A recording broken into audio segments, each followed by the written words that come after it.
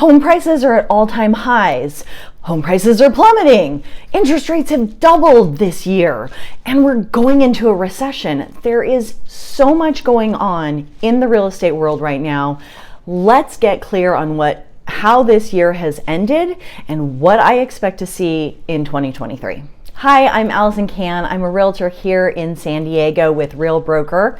I am a data nerd and I love to dive into the data and look at what's actually happening in the real estate market rather than just what the headlines are trying to scare you with. Before we get started, I would be super appreciative if you would subscribe to my channel, and don't forget to click the little bell next to subscribe. That way you get notified whenever I put out new content weekly.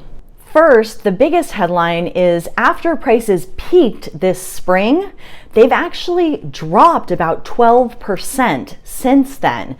The median price of a home in the spring was $860,000. It is now $760,000. That's real savings and has essentially erased all of the gains that we got in spring. You may still see reports that say that the median price of a home is $860,000 still.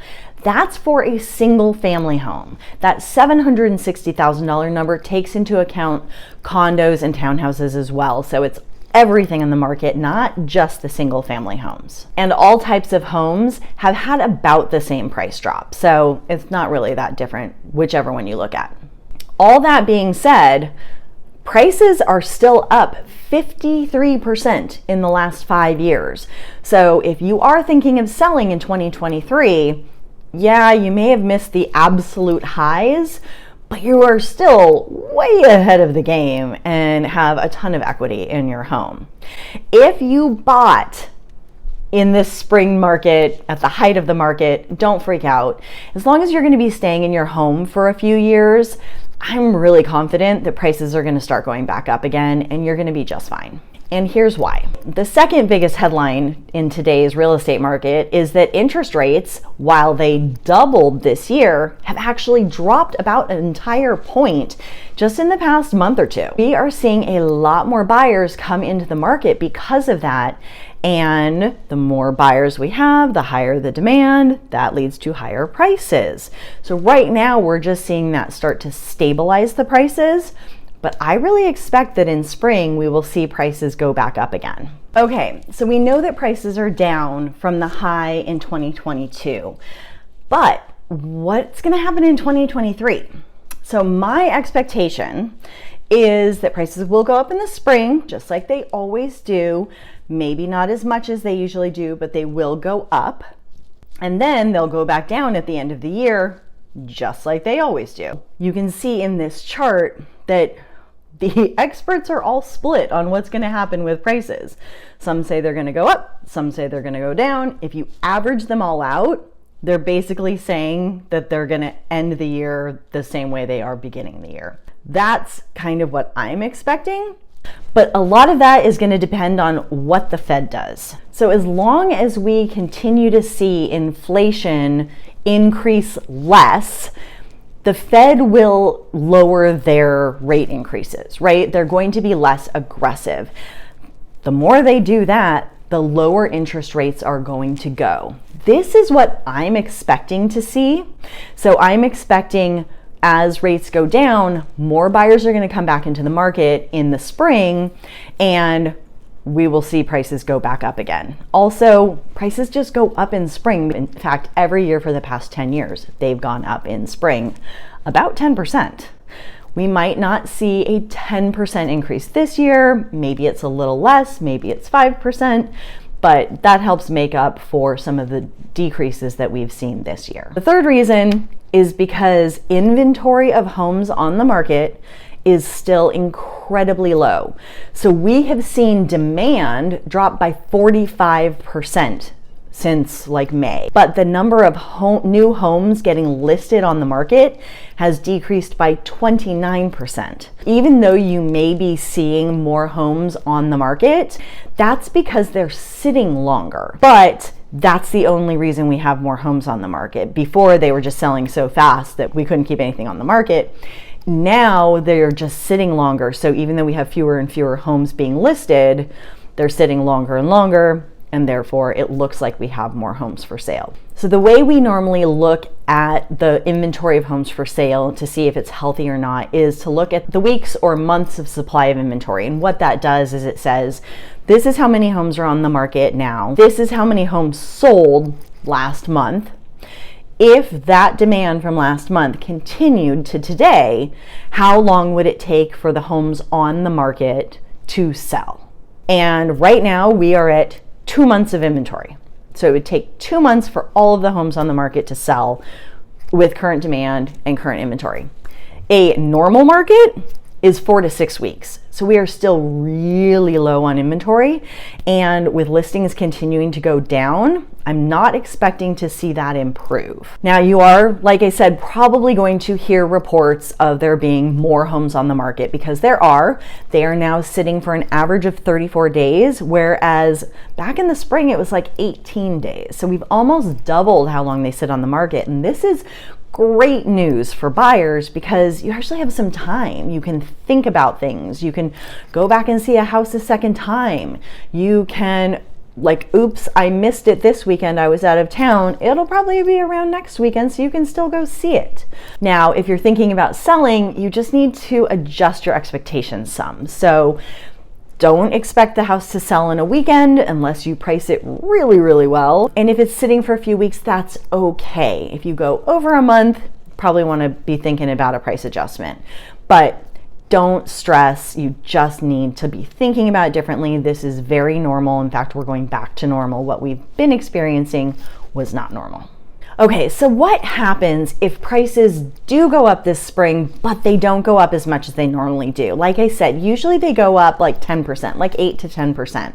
What if they only go up 5%? And you bought last spring at the height of the market and you're freaking out? Don't worry. I fully expect that the Fed is going to overcorrect. We will go into a recession. And while everyone thinks that that's really like horrible for the real estate market, it's actually the opposite, because then what happens is the Fed will have to cut rates again. When they cut rates again, interest rates drop, more buyers come back into the market, and prices actually go up. In most recessions, prices actually end up higher at the end of the recession than they were at the beginning. In fact, we saw that in 2020, and that was one of the worst recessions we've actually ever had, and prices skyrocketed. The key to remember here is that prices and interest rates go counter to each other, right? When interest rates are low, prices go up because there's more demand. When interest rates rise, prices go down because there are fewer people buying and there is less demand. You can't have it both ways. Every real estate agent I know has people who want to buy homes just sitting on the sidelines waiting for interest rates to drop. But the game that they're playing is that they're going to be able to hit the market just perfectly for when interest rates drop, but prices haven't gone back up yet. That's really hard to time. So they may get a lower interest rate, but they may have to pay a higher price also. You really can't have both. I personally recommend buying now when rates are a little bit higher, because you can get sellers to pay for stuff, closing costs and the repairs and rate buy downs and whatever. That way you get the low prices, and then when rates go down, you can refinance, and then you get both. Okay, Allison, but you said we're going to go into a recession, and that means everything's going to go bad. There's going to be tons of foreclosures, and then prices are going to plummet. That's what happened in 2008. We all know that. Here's the thing though. The reason that homes get foreclosed on is because the homeowner can't pay their mortgage, and they can't afford to sell the house. So here's what's different from this time than 2008. Today, most homeowners have huge amounts of equity in their home. So if they can't pay their mortgage, they're just going to sell the house. And that way they pay off the bank, they take what's left over, and they can go live on that. They're not going to just walk away from the home because there's a ton of money in it that is theirs, that they get to keep. So we're not going to see a ton of foreclosure. The average equity in a home right now is $300,000. and 40% of the homes in the US are completely paid off. So that is not going to be what increases inventory. The other thing that is actually going to keep prices up is that sellers have no incentive to sell right now. Most of them have interest rates in the 2s and the 3s, so they're paying really low rates. They don't want to give that up. And housing prices are high. So they're like, I don't want to buy a different house that's more expensive and has a higher interest rate. I'll just stay put. We've seen prices go up, and that has not been a driver to get people to sell because fewer homes are being sold.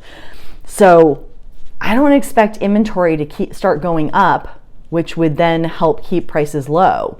I see demand continuing to go up, and I see inventory continuing to go down or staying stable.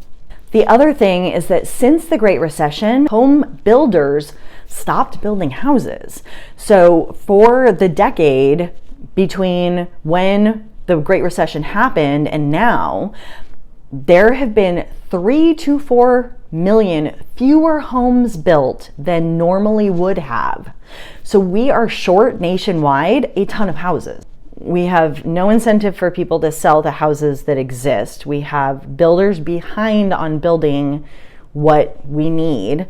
And if we're going into a recession, builders are going to be even more hesitant to build houses because there are fewer buyers as interest rates rise, and they don't have any incentive to build if the houses are just going to sit there.